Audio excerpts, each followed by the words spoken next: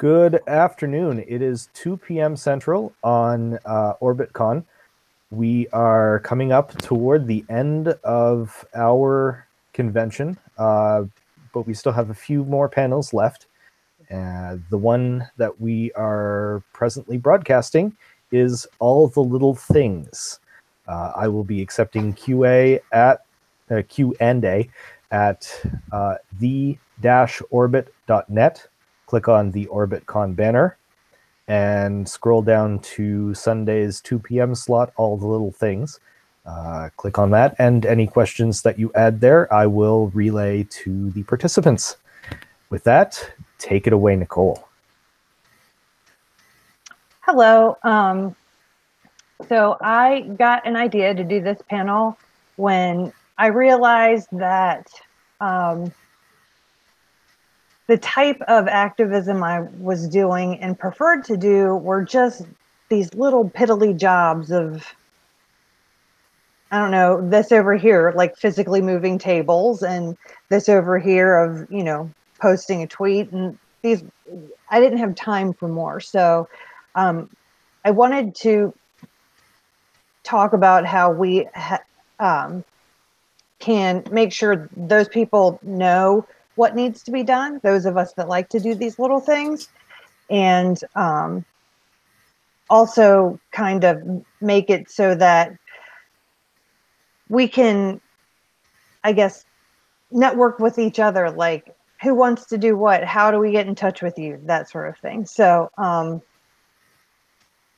guess we'll just introduce ourselves. I'm Nicole. I have been on the board of Secular Woman and was a secretary for a while. Now I am working most of my activist time when not, you know, having a 40-hour-a-week regular paid job. I work within First UU of Richmond. We have an immigrant justice team, and right now we're working on becoming a physical sanctuary. So that's what I've been mostly doing with that time, my time. And I'm also a clinic escort. So that's where I'm coming from with my smaller jobs. If we want to go down the line, I don't know, is Michael next to me? I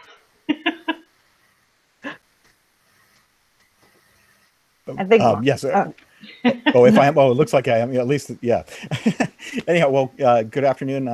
I'm Michael Clough. I'm president of South Jersey Humanists, chapter of the American Humanist Association, and so that's where I'm in the role of the person who appreciates the small jobs, and also I've done work in racial justice in the South Jersey Shore area, and that's often been more behind the scenes type work, and I find both meaningful and important, and so it's great to be part of this panel. I guess Heather's next. I'm Heather Heggie. I am the current chair of Minnesota Atheists. I have been on the board of Minnesota Atheists for 7 years. I was actually brought on as in the position of chair of the organization. We have a 9-member board, and so I got to get really involved with the organization, jumping both feet, and since then I have continued to be on the board and run the meetings and get involved in all the little things, which we'll discuss more. And Autumn? Yeah, so I'm Autumn Reinhardt Simpson, and I am an author, an abortion doula, and a humanist who is also a candidate for ordination in the Anglican Church of Canada, which might be a little different for some people tuning in who are kind of more on the strictly secular side of things. So I'm probably better known as a religious humanist. We can talk about that some other time. I actually met Nicole when I founded Richmond Clinic Defense back in, what was that, 2010. And Nicole was just an awesome help from the get-go. So we've stayed in touch. I'm now in Canada, where I'm doing my doctorate in theology and feminist, well, more specifically in reproductive justice and theology. And so, as I mentioned, I'm an abortion doula, and I'm about to incorporate as a nonprofit.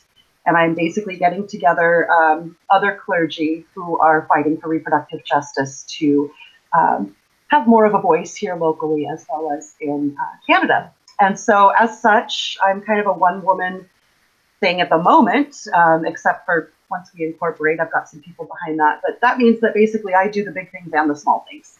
So I really identify with this idea of, you know, having to make sure the little things get done in order to accomplish the big goals.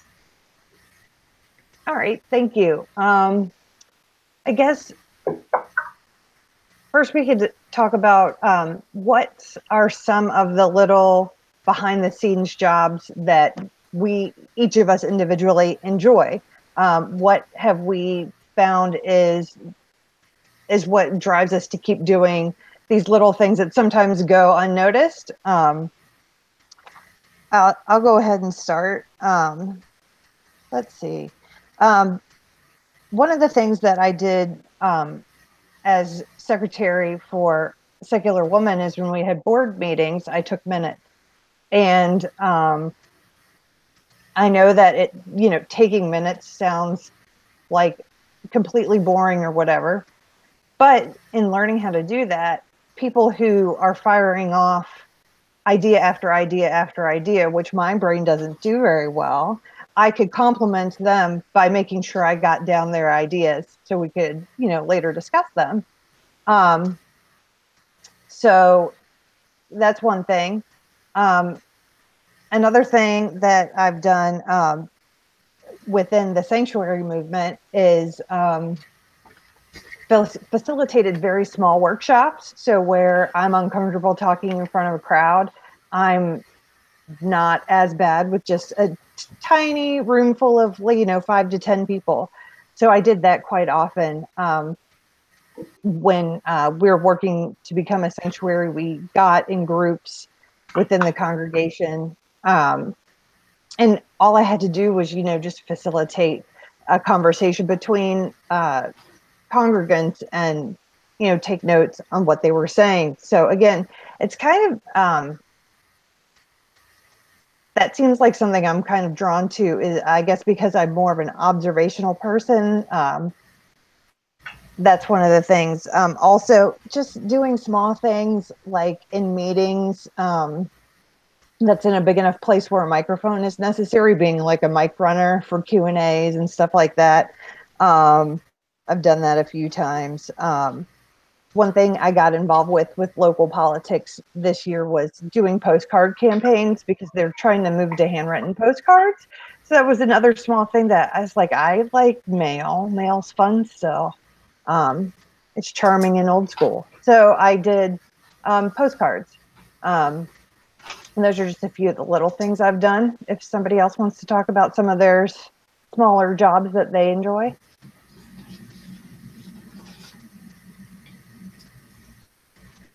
Well, I have to develop the agenda for our board meetings because, well, that's the duty of the chair, and making sure all the items we want to discuss are being listed.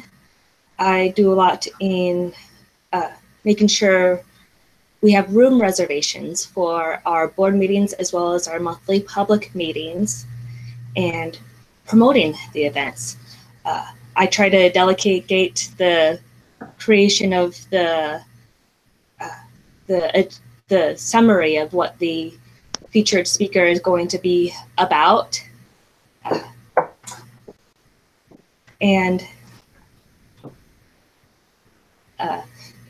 making sure that people are submitting that to the newsletter editor at the proper time and announcing it through Facebook and Meetup, and announcing events through our MailChimp, our mass email system, and just keeping tabs on everything on our Meetup page and our Facebook page. I'll let somebody else chime in. So far, I'm noticing that these things are good for folks who are detail oriented. Autumn, why don't you go ahead? Oh, sure. Well, one thing that I'm struck by, and I think we actually kind of off camera before we got started, I think Michael was actually asking this question, but I was getting everything ready. So, but I'm curious sometimes about whether we're talking about little jobs or what are perceived as little detail jobs or less visible jobs. Because we do, especially those of us who come from the United States, even though I'm living in Canada now, you know, I'm American, we have a culture of capitalism and a fame culture that sort of lauds these big visible jobs, the ones that look like they're getting a lot of shit done, you know? When in reality, sometimes those are the least productive jobs. Sometimes it's the person taking minutes. I can't tell you how many times at the church where I'm at, we've had, we're trying to do some food sustainability stuff, and we've got this little garden, you know, that we're working on for our neighborhood, which is in a low income area. And we've got someone who takes our notes, and so often, many of us are like, wait, what happened? What did we do? Wait, we can't move forward until we know what happened at this last meeting. You know, we're scrambling for these details. And of course, the minute taker, who is always worth their weight in gold, you know, just says, oh, here it is. You know, on such and such a date, you know, we decided this, or we, you know, that's the stuff that keeps us moving forward. And it may be less visible, but I would argue it's not a little job. So I'm just kind of putting that out there. So for me, I would say that, especially in my work where I'm doing the so-called big and small, it's those less visible things that keep the program moving. Those are the big jobs in my mind. When I go out and I speak to audiences and things like that, that actually takes much less energy and much less time than you know, going to pick up a pallet of feminine hygiene products or, you know, things like that that I need for my program and for my patients. So.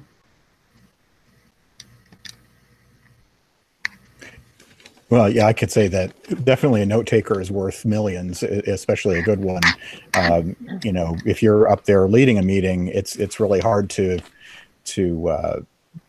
take your own notes and lead the meeting. So it's really wonderful to have somebody who you can trust that will get everything down, who needs to do what and what we discussed. It's really great, and it is somewhat you know, less visible and you know, I think the perfect definition of small here. As somebody who's not detail oriented, it's also something I appreciate a lot. Also, the jobs like treasurer is critical, obviously, and having a kind of a policy wonk on board, somebody who's really good at bylaws, knowing whether we're following them, or can help. We had a team of people, especially one gentleman who really seemed to relish. He didn't want to do other jobs, but you know, he loves to do the elections. He loves to do the bylaws, you know, and shepherd those through the process. He really, you know, instrumentally helped the group, you know, keep a good footing. Really good stuff. So I guess what I want to go over next is why folks might pick smaller jobs to do. So some of the reason why I have picked doing smaller jobs is, you know, I have to work 40 hours a week. And a lot of people can work a 40-hour-a-week job and do larger things, but I can't. That's not my personality. I'm very introverted, so I'm burnt on regular life. On top of that, I have fibromyalgia. So being, you know, someone with fibromyalgia who's introverted, I'm like, I don't know, just 100% more tired than everyone around me who is completely able. So that's the big reason for me, is that, you know, being able to dig in smaller little pieces makes me feel like I'm still doing stuff. some of the other, well, I'll let you guys go on first.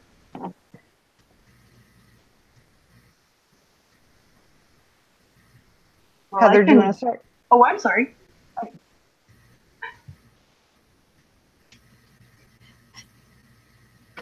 I guess I'll go chime in. Like, I mean, I haven't always been good at taking on only the small jobs, but I've been aware of that I need to work on delegating and be conscious of and make sure to delegate some of these littler tasks to other people who are volunteering. Because I do have a 40-hour a week job and do some other volunteer work. And actually, I thought I'd mention some of the other volunteer work that I do is I've tabled booths for the organization Compassion and Choices. Tabling booths is something like really easy. I just sign up and I show up, and I'm familiar with their materials, so I'm able to represent them and give actually a little bit more of a youthful representation since a lot of their members are older. And I also make maps for Toastmasters International. I am in a Toastmasters club, Free Thought Toastmasters. It's actually all atheists. And the person who is in charge of our club, he knew that I made maps for a living. So he got me connected with the people who are in charge of aligning what clubs were in which districts, and got me in contact with them. And a couple times a year, I will meet with them and help them with mapping where all of their clubs are. Oh, that's great. Uh-huh. I'll let somebody else chime in. Autumn, maybe? Yeah, I think you mentioned delegation, which is insanely important, especially if you are extroverted like I am and you want to do all the things. But also what I love about delegation is that you can learn to think about it as growing your own future leadership, you know? So you might be giving people these different so-called small or less visible tasks in order to build them up for whether it's, you know, leadership positions or whatever. And like Nicole said, it's also about knowing your strengths, right? Nicole knows that she is going to be very tired. And so it would be, you know, what we might call in the church bad stewardship if, you know, she went and took on this huge project that she knew she was going to burn out on. And so being kind to yourself is also a kindness to others. And so it's a really good idea. But I think also it's good to remember that some people might want to take on these positions out of a sense of humility. Maybe we're an ally in a movement where it's not appropriate for us to be front and center. And, you know, maybe playing that supporting role makes more sense.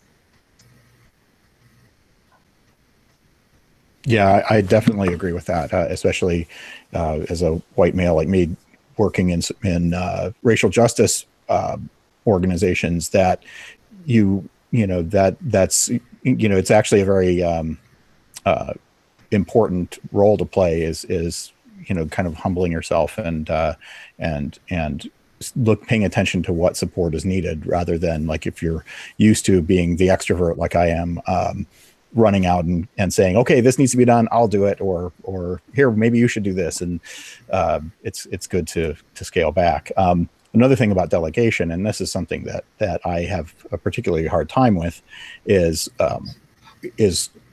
doing the delegating, but also the sense of guilt after the delegation is handed off. It's like, oh, I just handed them something, I really should be doing this. Another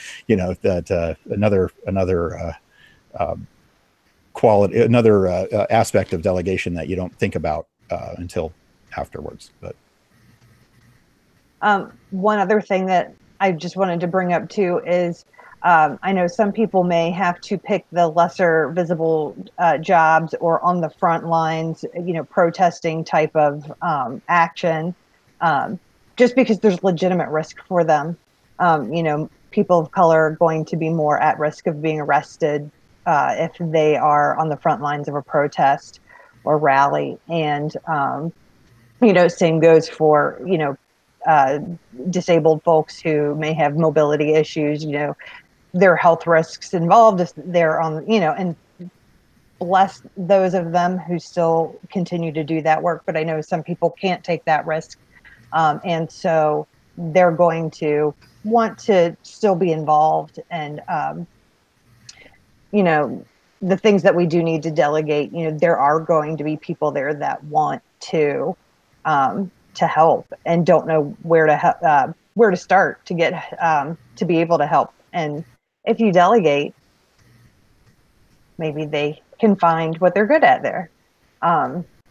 So, oh, I'm sorry. I know I'm shaking this camera, and I'm sorry. Okay, so what are some of examples that you've seen either yourself or somebody else do that seem to be something small behind the scene type work, but made a big impact? Why don't we start with Autumn? Yeah, I'm actually thinking of my friend Joyce Arthur, who is the founder and director of the Abortion Rights Coalition of Canada. And her job probably seems thankless at times, but we put together this report under her direction, this big study, really. And of course, research and all that stuff, you know, that might be considered, because it's behind the scenes, kind of a small job. It's an enormous job in terms of work, but you know, we did it over a long period of time. And the report that went out, you know, people are constantly referencing it. I noticed it referenced in a book recently that came out in Canada. I noticed it. I get little alerts when people find it on my academia page and read it, and so it's really neat to see, because you know, you're sitting there probably in your underwear drinking tea, pounding out all this research, you know, putting together these samples from the study, and you're not thinking that it's going to have this big impact, but it has. And I think we're seeing it right now start to impact some abortion rights policy here in Canada, which is really fantastic. So shout out to Joyce. And yeah. One of the things that I think of that is a really small thing, but has made a huge difference in my life, is the folks who support Richmond Clinic Defense. So even if, you know, there are people that don't want to stand out there and be a clinic escort, and that's totally fine because it's not fun. But the people that still support us and send us hand warmers and foot warmers and stuff for the winter, it makes a huge difference for us. And you know, it's nice when, you know, that person wants us to be able to thrive as a group and protect the patients of the clinic, but we can't be out there if the weather is awful and we're freezing to death. So just that little thing of hand warmers and foot warmers is wonderful. Michael, how about you? Well, yeah, I already mentioned the bylaws person. Another thing that you know, that Heather alluded to earlier was graphic design. That we had a graphic designer when our group began, and she created our logo. She created I keep wanting to call it a life-size flying spaghetti monster, but who knows what the life size of the flying spaghetti monster is, but you know, it was a huge draw when we tabled this massive monster that a lot of people would flock to. And just little things like that. I mean, graphic design is such an important part of a lot of activism. Mm-hmm. Our local Black Lives Matter group, we had posters, banners for their Facebook events and things like that. And it's a nice thing for somebody who's not as outgoing and likes to kind of work behind the scenes to throw together something that really catches the eye and brings people's attention to what your work is. I did want to jump in there and just say that the graphic design thing, yes, because I am shit at design, and it keeps me from having the impact that I want to have. So somebody who maybe isn't as vocal but wants to do that stuff, oh my God, yeah, it drives a lot of what we do.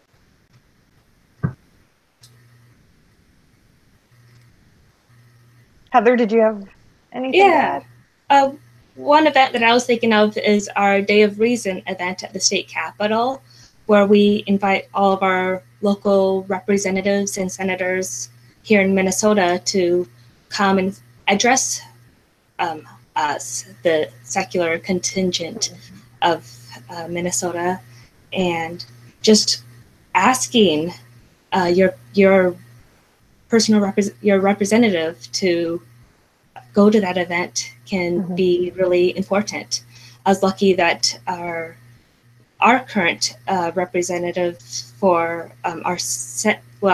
one of our representatives in our Senate district knew me, and he was supportive of our cause, so he came to our event, and he encouraged other representatives to come to our event and address a bunch of atheists.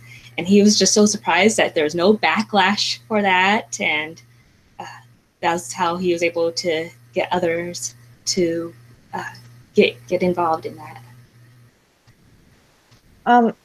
So one thing that I was thinking of is, how do we, if we take on little jobs here and there and everywhere, what are some of the skills that you need, how to prioritize them, how to say no?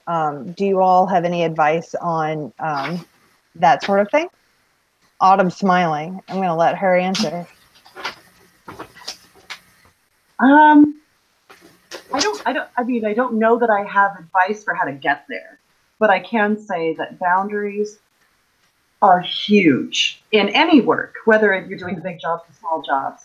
And especially if you're doing something like running a nonprofit or something where, or you're a speaker, or people think that you're kind of just doing everything for free. And by the way, here's some more work. So there's kind of a balance between having your boundaries, your personal boundaries, but also having, the courage to delegate and let go of some of this work. Because a lot of times our inability to let go is because we think on some level that we own the work. So it's a delicate balance. And I always say to people that we just need to really be kind of fearlessly interrogating our impulses and our actions to see where these things come from. Yes, you have to be willing to let somebody else take on a role. That's one thing that I have become aware of. And when somebody comes proposing an idea, ask them, hey, would you like to see this through? Because make sure that they understand we are all volunteers, and how we get things done is sometimes to do it yourself, but not that I need to do it myself. You delegate appropriately, of course. I think too, if you maintain a culture of, as a group leader, of respecting boundaries, that if you're able to say, I'm not sure I can do that, is there someone else that can, who can? And also if somebody else, that encourages other people to say, I can't really do that. And I think that honesty and mutual respect is important to foster. Agreed.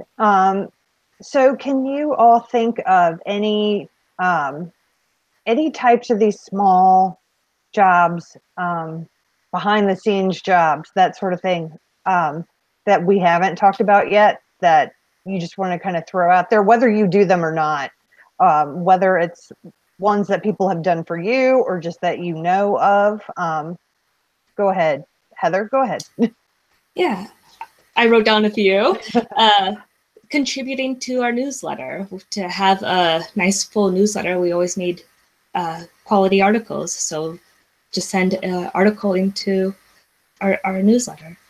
And to be a radio program interviewer. We have a radio program every week, and we need ideas and people willing to interview guest speakers.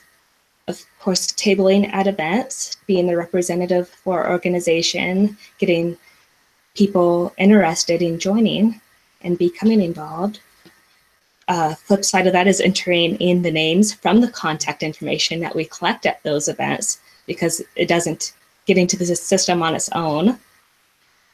Another idea is maybe you don't want to just give somebody the reins of your Facebook page or other social media outlets, but to have them draft up posts and send them to you could help make your social media more active. And we also have several event organizers through Meetup that hold events such as Godless Gaming and Free Thinking Females and a monthly food packing event. So those are a few of the little things and maybe not so little tasks that help an organization be effective. How about you, Michael? Yeah.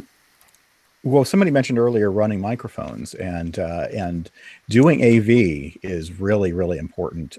Being able to set up the projectors or do the sound work at meetings is really critical and really great for somebody like me with ADD, where you're always worried about the sound levels and not so much fidgeting in the corner somewhere. Yeah, meeting prep, meeting setup. We have a monthly event that all you have to do is every month call up the place with an estimate of people who are coming, and it's very important and often gets overlooked, and somebody who takes that on is incredibly valuable. And sometimes just showing up early at meetings and setting up chairs and greeting people as they come in, especially if they're new, that sometimes the AV person is setting up the projector or what have you, that it's good to make sure that very important part of a group is taken care of. Autumn? Yeah, I mean, I spend so much time worrying about how to present these small jobs to people as something alluring. But in reality, what I found, especially since moving to Canada, being in a different culture, is that there are people all over who want to be a part of what I'm doing, and they don't want to do what I do specifically. So there are people that are looking for these small jobs. One thing I was going to say, I think when you're considering this kind of thing, there's a great quote that kind of comes from the religious side of all of this, but it says, it's Frederick Buechner who says, "Vocation is the place where our deep gladness meets the world's deep need." So there are some people, when they examine where their gladness meets the world's need, it's in these small jobs. And some of the things they could do, especially for me in my context, monitoring a lot of the anti-abortion or anti-women sites that are here in Canada. I can't keep tabs on everybody. I can only read so many Google alerts every day. We need delivery drivers. I need more researchers. I do a feminist liturgy once a month. I get a little self-conscious that I'm always kind of just putting my thing out there. So I'm always trying to solicit, if there's anything people want to hear or see or see done differently, let me know. So it can be as simple as just letting me know what you think about that. Just news compilation. There's so much news that comes out surrounding what it is I'm doing. And, this new nonprofit that I'm creating that has no name yet,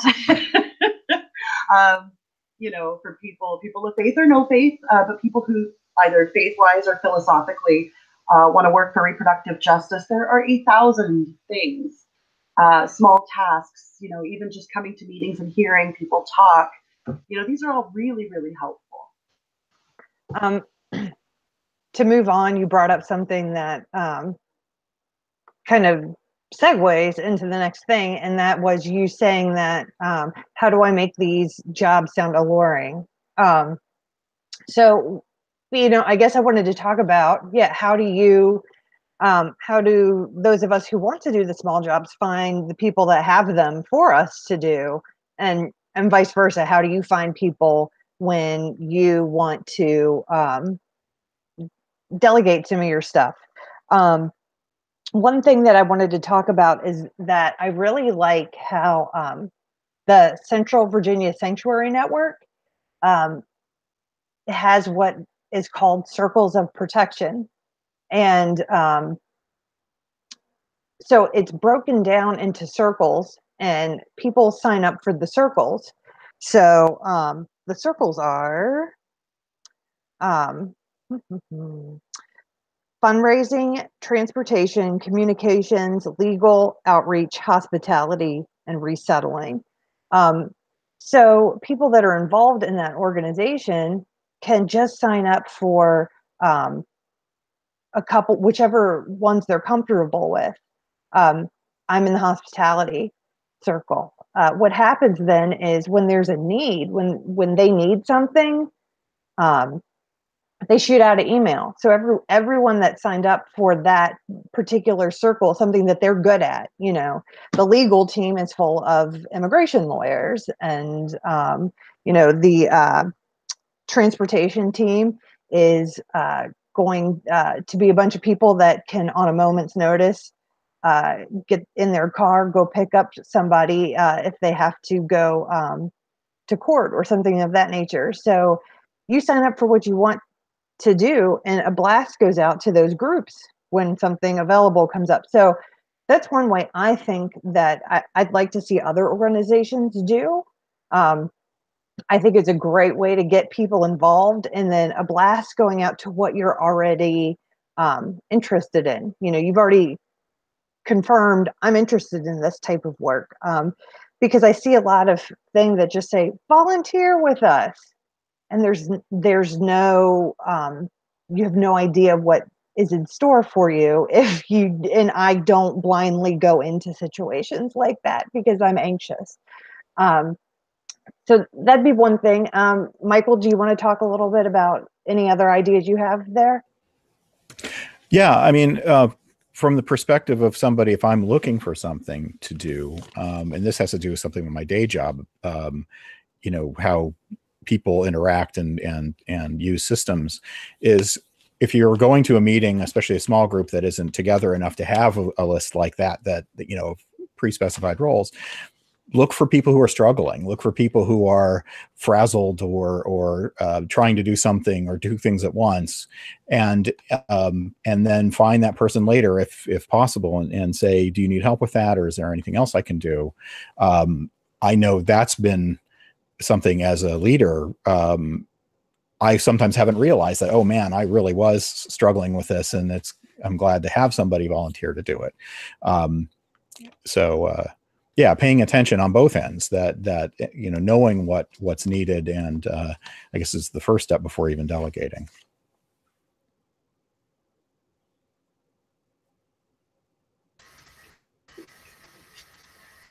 Let's see, for a special project such as our radio program, the person who took on the radio program lead, she started having regular meetings just focused on the radio program and posted those on Meetup. So anybody who was interested just to learn a little bit more, this was a really easy, non-intimidating way to learn more about the program and learn what they could do to get involved and volunteer in that capacity. Autumn?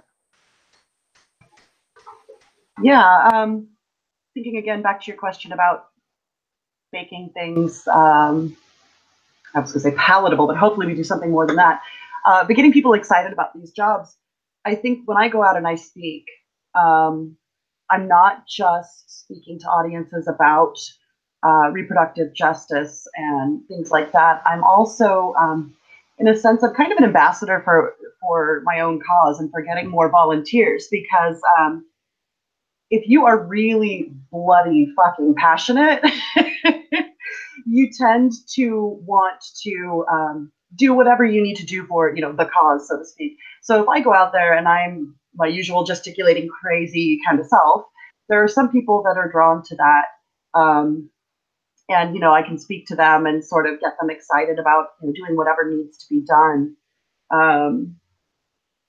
I actually, I'm actually not it's not unknown for me to approach people at events if I see somebody else being passionate about something. I might slip them my card and just be like, hey, we should chat.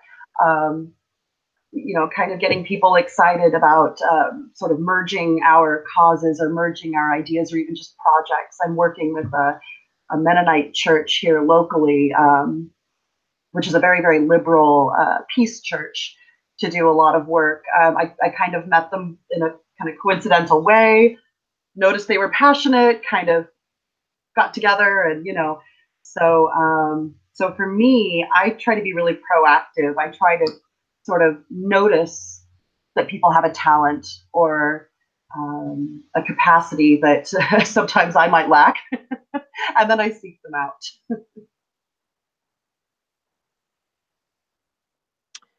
Okay. I was going to say, I think we've gone through most of what was in our outline to go over. I guess we could also just talk about anything else that, unless we have questions, see if there are any other type of jobs that we can think of that is that, we haven't really gone over, or just little, not even jobs, tasks, little things. What I'm mostly thinking of is, stuff like just listening, that is, that's a big one. How are you going to help anybody in any activist movement? And it's to listen to the people that, you're fighting with and for. We're not going to get anywhere if we don't listen to each other. So that's a big one. Autumn, did you have a question you wanted to ask? Actually, I wanted to kind of relate something to what you were saying, because I don't know how familiar, again, being kind of that sort of humanist that you don't see much of anymore, that has one foot in the religious world and one foot in the secular world. I'm not sure how familiar people tuning in are with liberation theology, but it's exactly what you describe. It's theology built from the ground up. So instead of having this hierarchy where it's like, this is, them's the rules, go and follow. It's this idea that we can only liberate the world and ourselves if we center our concerns on the sort of the least among us. And this is an idea that came out in the 50s and 60s, and definitely the 70s in liberation theology circles in Latin America. The idea being, of course, that if I do whatever I need to lift up the middle class, well, that still leaves people down here. If we lift up the least among us, we all rise. And I think that's an idea that translates very well to secular activism as well, especially nowadays, now that more secular activists are talking about things like intersectionality. And if you can get passionate about those kinds of philosophies or theologies or whatever, it's you'll find people who will want to do those sort of little jobs, especially as allies. We have a question from Gretchen. For the introverts on the panel, how did you manage making the big leap to get involved in these tasks in the first place? I could tell my story briefly. I'm not an introvert on the internet. I have a pretty loud internet mouth. And that is how I got involved in Secular Woman. It was already established, but some board changes had been made. And because I was a loudmouth in the Secular Woman Facebook group, they kind of tapped me to join them. So, that's one way. I know not all of us introverts are antisocial. So, in my social comforts, just doing what I would normally be doing, someone reached out. And I guess that is one thing that, if an organization had something like Circles of Protection that I mentioned earlier, that's how you can reach out to the people that are too afraid to get involved. With the immigrant justice work that I'm doing currently, I think I just kind of showed up to learn in a meeting, and just it kind of just fell in my lap, like the ideas. I hadn't really thought of it before. That's how I ended up getting involved with that. And there was one other thing that I was going to say. I'm looking at my notes. I don't remember. The Richmond Clinic Defense. I think for that, I just, again, online found Autumn. So that's kind of how I'm finding things. Anyone else have any input on, if they're an introvert, how they found this kind of work to do?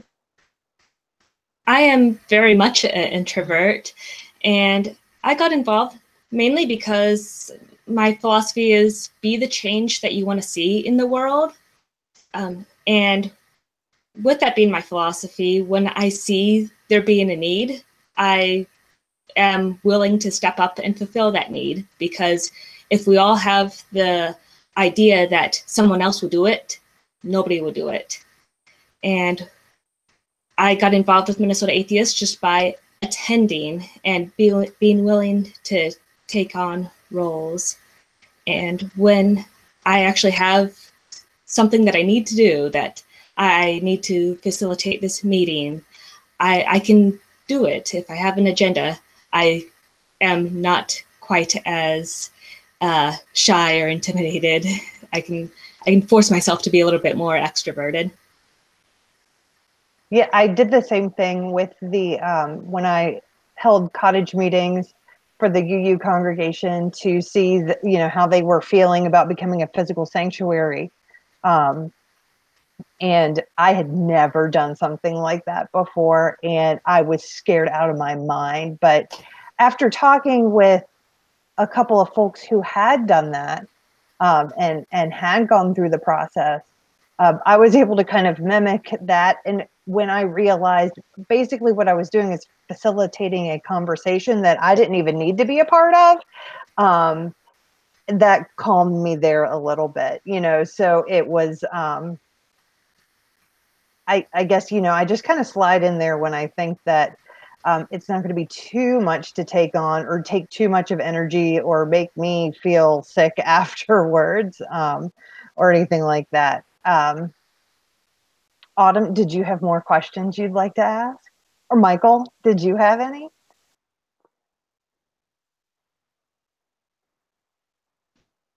I guess I'll say something, just because as the extrovert, you hear a lot of introverts say things like, well, like I forced myself to do this or that.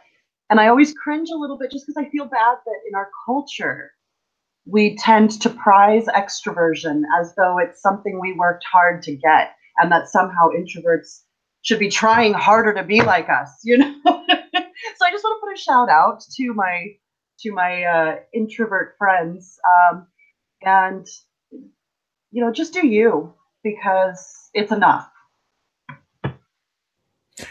Yeah, and since I'm kind of disqualified as a more leaning extrovert too, but as you mentioned, Nicole, and I shouted out to this in an earlier panel about UU congregations. If you don't have a big humanist group or atheist group around doing social justice type work, the UUs either are doing it locally to you or should be doing it locally to you, and that's often a good place to kind of learn the ropes, because they have good infrastructure for those things. They might have a racial justice task force that you can go and start taking minutes for, or and a lot of times, if it's a well done social network at the congregation, they understand introversion and are welcoming to people of different personality styles. And I know in my group, I try to be very sensitive to that, that there might be people who want to sit in the back and not really interact at first. And, but I would recommend finding a community where like a UU community, where that might be a good place to get started. Yeah, just to add to that, yeah, I know some people are really reluctant to join any type of church, but around me, there is an humanist group that isn't doing what I call humanist work. So you know, I don't want anything to do with them. And there's a naturalist group, and they're very nice, but there's no social justice work at all with them. Generally, it's just, you know, fun meetings and lectures. But that's why I ended up going to the UU church and thankfully I go to one where it's perfectly 100% okay to be an atheist. No one cares. Because that's not really what we're doing there at all. There, you know, so working there with Sanctuary. Oh, one other thing that I did that was probably one of my favorite little jobs, but it was a great job. I worked security for the LGBTQ prom, which we hold at the UU church. So, you know, being a clinic escort, you know, I felt that I was, you know, fit enough to know how to deal with crap if it happened outside of the church. So, you know, instead of hiring a bunch of police, they, you know, generally just have other congregation folks trusted walk around the building. That way everyone feels safer, because who likes to be hounded by the police? Um, so yeah, that's another little job that I've done that was really, really great that I was able to do. Yes, through church, but you know, still, you know, I was able to do that and it was great. And those kids had an awesome time.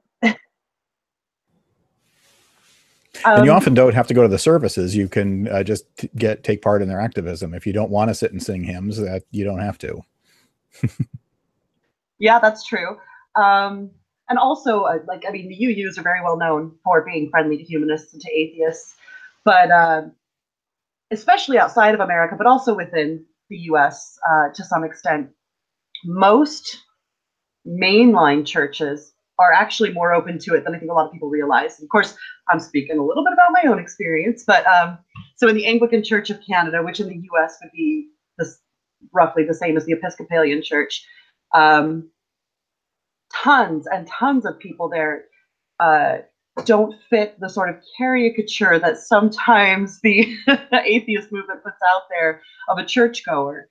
So I myself am a really outspoken religious humanist, and in fact, I just wrote a book for Humanist Press that's coming out, and you know, so my congregation knows, you know, and people are okay with it, because what you find when you go into almost any situation is that people don't characterize belief or God or whatever as one monolithic thing. We don't all use the same language. We don't all have the same meanings. So anyhow, all that to say that if you're finding meaning working for social justice within a church setting and it's working for you, that's awesome. And I'd say keep with it. And if you're uncomfortable with it, you know, hopefully, I know there are more groups as time goes on, more humanist groups that are kind of getting wise to this social justice thing. I've got to give another shout out to Ian Bushfield, who is the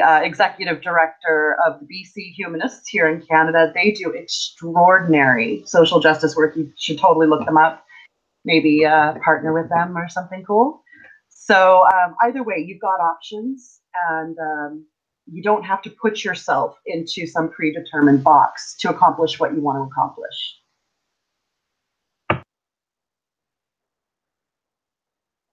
And one thing that I think that we've avoided here, and no one likes to talk about, is money.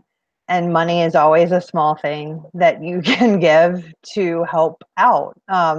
Money is necessary right now until we smash capitalism into the ground and beneath it. So that is, that's really one of the little things that will help everybody in every movement, kind of across the board. So there's that too. Does anyone have anything else to say about money? No, I didn't think so. Just so you know, you guys are about 5 minutes from the end of the panel. Bring on our gay space capitalism, as far as I'm concerned, as far as I'm concerned. Anybody else have any like closing remarks or anything they wanted to make?